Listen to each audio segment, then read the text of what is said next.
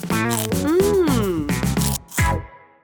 Yemek okulumuza hoş geldiniz. Bugün yoğun istek üzerine bir irmik tatlısı tarifim var. İrmik muhallebisi aslında ve arasında da böyle etimekli ve hafif de böyle karamelli lezzetiyle çok basit. Yani görüntüsüne göre yapımı inanılmaz basit ve inanılmaz lezzetli bir tarif var. Ama ondan evvel neredeyim? Burası bizim Refika'dan odamız. Refika'dan da bizim Bahar'la beraber 5-6 yıldır kazandığımız parayı hayallerimize dökmek için ve de Türkiye'deki zanaatkarları desteklemek için kurduğumuz ufak bir girişim aslında. Neredeyse her şey el yapımı ve her şey bu topraklardan. Burada böyle işte arada benim elimde gördüğünüz bu tipi de birazcık bana benzeyen çay bardağı da var, bıçaklar da var, 3 katlı emayeler de var ve hepsi el yapımı. Biz de yakın zamanda Trendyol'a girdik ve Trendyol sağ olsun bize sahip çıktı. Biz de birazcık daha belimizi kaldırabildik, yani daha fazla zanaatkara elimizden gelince destek olabilmeye başladık. 20-25 Kasım'da efsane indirim günleri başlıyormuş Trendyol'da ve burada biz de varız. %90'a varan da indirimler olacakmış farklı kategorilerde. Aklınızda olsun. Ve ben şimdi size aslında hani günümüzün bir kısmında neler yaptığımızı bahsetmek istiyorum. Şimdi hatta Bahar da burada ve Bahar da görmedi bunları. Sümerbank'ın eski bir tabağı vardı. Yağız'ın bana hediye ettiği. O tabağı değiştirip tekrardan hani hayata geçirebiliriz. Biliyorsunuz işte Sümerbank hani bir zamanın bu ülkenin en önemli değerlerinden biriydi. Çinileri tabağa taşırsak ne olur diye denemelerimiz var. Sizden de eğer beğendiğiniz varsa lütfen aşağıya yazın. Şu güzel olmuş, yok bunlar olmamış falan da diyebilirsiniz. Ne olur rahat olun. Ama bunu daha da güzel bir şekilde inşallah hayata geçireceğiz. Neden buradayım ve burayı size niye göstermek istedim? Şununla alakalı. Gandhi'nin bir sözü var. Dünyada görmek istediğin değişiklik kendin ol diye. Bahar'la ikimiz de bu lafı böyle çok inanan, arada da birbirimiz böyle omuzlarımızı düşünce birbirimize söylediğimiz bir laf. Emaye ile ilgili düşünün. Birçok kişinin köyünde, evinde vardı. Fakat böyle unutulmaya yüz tutmuş ve Türkiye'de 2000 ile 2010 yılı arasında 10 tane emaye fabrikası kapanıyor. Ve artık Çin'den gelmeye başlamıştı. Hani desenlere baktığımızda da hep böyle üstü çiçek desenlidir, farklıdır. Ama modern evlerde de, şu anki evlerde insanlar onu istemiyor. Çok basit bir şey. Mesela bu eski klasik fırın tepsileri. Bunu böyle düz ve mavi çizgili yaptığımızda gayet güzel ve her türlü en modern eve de girebilecek hale geldi ve böyle bir yolculuk başladı. İlk başladığımızda Reşika bu emaye çinko değil mi, sağlığa zararlı değil mi? Hayır, 800 derecede pişiyor, şu şöyle iyidir böyledir diye bugün sadece bende bir sürü artık moda haline geldi ve bugün Türkiye'den pek çok ülkeye, yani Amerika'ya da Avrupa'ya da hatta Kore'ye bile emaye ihraç eder hale geldik. Dolayısıyla hani bunu sizle paylaşmak istedim. Çok konuştum biliyorum. Hadi gidelim hep beraber şu Tunç'un özellikle çok istediği irmik tatlısını yapalım. Galiba bu mutfakta daha evvel kullanmadığımız ama benim çocukluğumdan annemden gördüğüm ve bir etimek tatlısı vardır. O etimek tatlısına birazcık göz kırparak bir tatlı yapacağız. Onun için de yaklaşık 100 gram şekerim var. 4 çorba kaşığı falan ediyor tepeleme olunca. Bunu tavaya koyuyorum. Böyle iyice yaygın olacak şekilde koyuyorum ki yavaş yavaş ateşle o şeker eriyecek. Ateş çok yüksek olmaması lazım. O yüzden kısığa alıyorum. Yavaş yavaş tatlı eriyecek. O arada da hiç karıştırmayacağım. Bu böyle güzel karamel yapmanın aslında mühim ipucu. Bir tarafı erimişken öbür tarafı erimediyse tavanın yönünü değiştirerek erimeyen yerlerin erimesini sağlayabilirsiniz. Yavaş yavaş olmaya başladı. Bu kenarları iyice eridi, beyaz kısım kalmadı. Onları böyle çok yanmasın diye sadece o kısımları azıcık karıştırıyorum. Ama böyle hoşur kaşıkla içerisine girmiyorum. Burada mühim olan ben çok böyle alt üst yapmadan erimesi şekerin. Böyle ortada bir kısım kaldı. Hiç onu karıştırmıyorum. Etrafta erimiş kısımları şöyle arada çeviriyorum. Orta kısmı kendi ısısıyla erimesini sağlamaya çalışıyorum. Bu böyle güzelce eridi ama dikkat edin inanılmaz sıcak. Buna artık kaynar su ekleyebilirim ama bu işin en tehlikeli tarafı. Şimdi bu bir bardaktı. Bunun 4 katı kadar olacak. Su kaynar olmazsa bir anda taşlaşır, aklınızda olsun. Ekleyip karıştırıyorum. Şimdi böyle bir bardak artı bir bardağın yaklaşık böyle 1/4 kadar 400 mililitrede su. Burada şöyle bir şey var. Bu benim çocukluktan hatırladığım bir şey. Annem çok az yemek yapardı ve genelde o yaptığımız yemekleri birlikte yapardık. Ama bunda beni çok karıştırmazdı. Çünkü o şeker eriyor, Allah korusun bir şey olur gibi. Buradaki şeker erimesinin derecesi de arada tutturamadığını hatırlıyorum. Böyle simsiyah olur. Yani bu şeker böyle kahverengi kızıl olmalı. Eğer siyaha kaçarsa tadı böyle garip bir acı oluyor. O acıyı istemiyoruz. Şimdi bu bir taraftan iyice kaynasın. Kaynayana kadar da tepsiye etimekleri dizeceğiz. Nasıl diziyoruz? Böyle yan yan 2 sıra.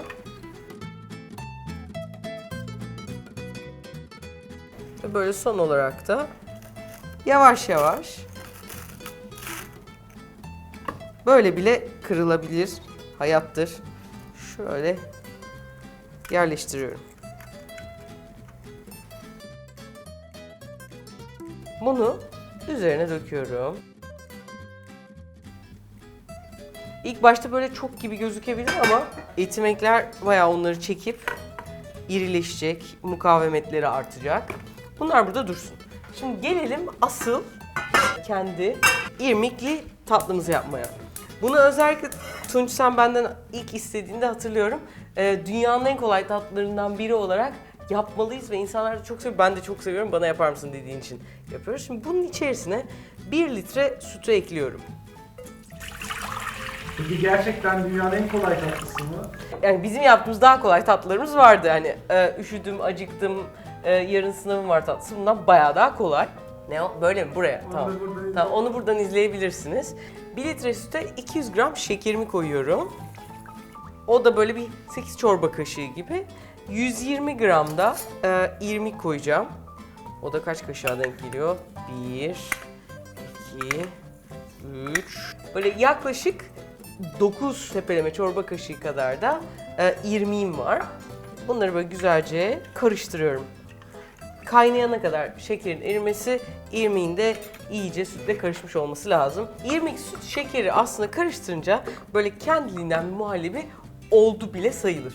Son dakikada muhallebiyi bağlamak adına böyle bir çorba kaşığı tereyağı eklemek gerekiyor.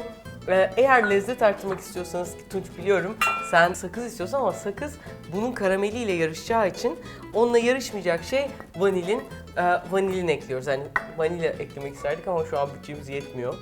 Son olarak da eklediğim şey Hindistan cevizi.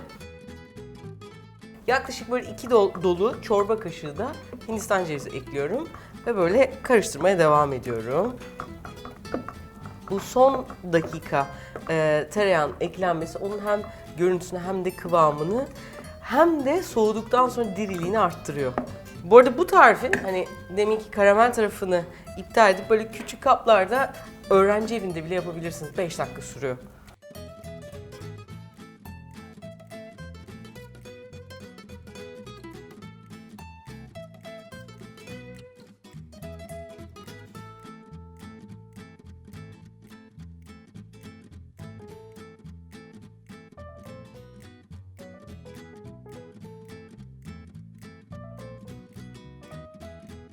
Bunda istersek şöyle bir tane maga.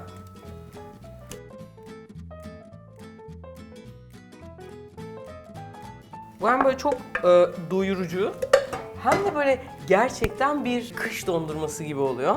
Şimdi bu birazcık soğuyacak. Soğuduktan sonra keseceğiz. Bahar'ın isteği üzerine bu minik kupadaki irmiğin içerisine bir parça da çikolata koyacağız. Nasıl olacak bilmiyorum, beraber göreceğiz.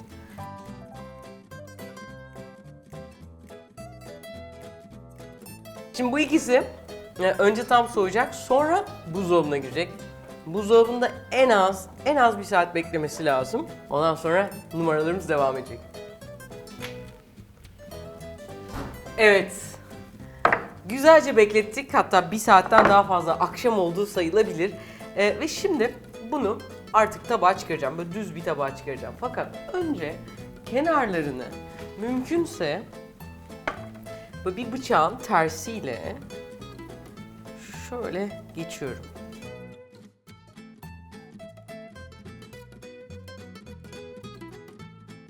Şöyle bir ayrıldı. Üzerine kapatıyorum. Hop! Çeviriyorum. Hazır mıyız? Bir iki vuruyorum. Ve böyle mis gibi de çıktı. Çok da güzel kokuyor. Böyle şu an karamelli bir kokusu var.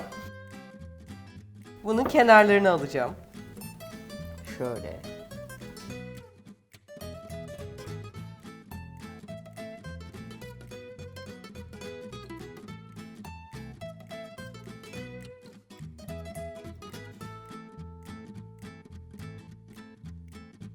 Gelelim bu işin zor tarafına.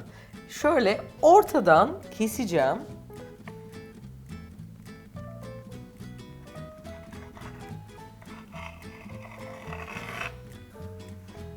Şöyle sunacağım kabağa bunu yerleştiriyorum. Sonra ikinci katını alıyorum. Bunu da direkt onun üzerine ikinci bir kat olarak yerleştiriyorum.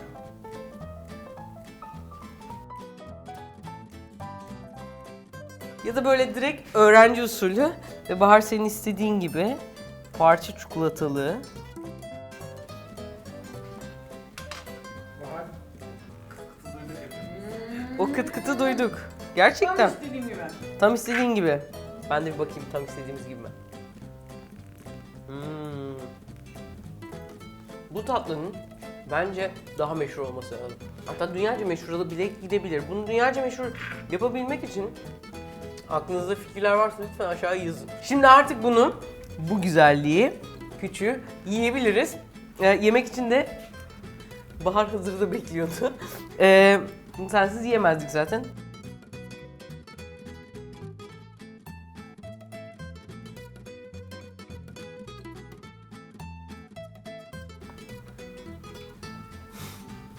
Afiyet olsun. Evde denemeyin. Evet, bunu biz yaptık ama siz yapmışız gibi davranmayın. Gömleğin ne güzelmiş. Gömleğimi beğendin mi? Hı. Mila. Trendyol. Hı. Bu da Trendyol, evet. Ben krem karamele benziyor aslında desem beni döver misin? Yo, benziyor. Benziyor, bayağı benziyor. Ama böyle bu Daha dondurmalı ve hafifi gibi. ama irmiğin o böyle tok tok bir tadı var ya o çok güzel geliyor. Bir de buz gibi acayip. Bir de bu senin çikolatalı da gayet güzel olmuş. Ama bunun karamel tadı bir başka bir yerlerde.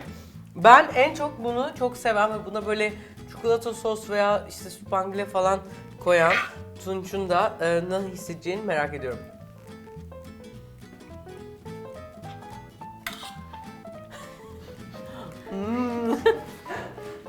Bir de şunu denemek istiyorum. Sen? Ya karamelci olduğuma emindim ama çikolata da çok güzelmiş. Eğer videomuzu beğendiyseniz bunun gibi başka lezzetli tatlı videolarımız var. Onlardan bir tanesi nereden? Buradan mı ulaşıyoruz? Buradan, evet. Buradan. Başka ne var? Başka kanalımıza da hala abone değilseniz abone olmak için de buradan. Görüşürüz.